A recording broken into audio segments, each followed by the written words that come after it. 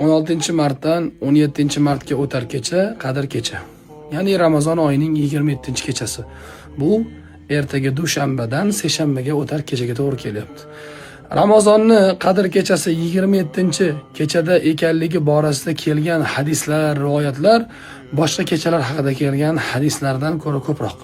To'g'ri, Qadr kecha Ramazon oyining oxirgi 10 kunligini tog' kechalarda yashirilgan. Lekin 27-kecha ekanligi ko'proq ehtimol qilinadi. Ya'ni ehtimoli ko'proq. Biz bu oyda, ya'ni bu Qadr kechasini topish bilan xayrun min alfi shahr. Alloh taolo Qadr kecha bu 1000 oydan yaxshiroq kecha. 1000 oydan yaxshiroq bu kecha. Ya'ni 80 yildan oshiq, taqriban 83 yilga yaqin ibodat qilganlik ajr savobini olasiz. Biz avvalgi ummatlarga o'xshab 1000 yil, 500 yil hayot kechira olmaymiz. Payg'ambar alayhisalom aytganlaridek, bayna 60 va 70. 60 bilan 70 o'rtasida bo'ladi Rasululloh sallallohu alayhi vasallamning ummatlarining yoshlari. Lekin Qadr kechasini topish bilan bu ummat avvalgi ummatlardan da ko'proq ajr mukofotga, savobga ega bo'ladi. Shunday ekan, o'tkazib yubormaymiz. Ibodatda, zikrda, Qur'on tilovati, namozda bo'lamiz.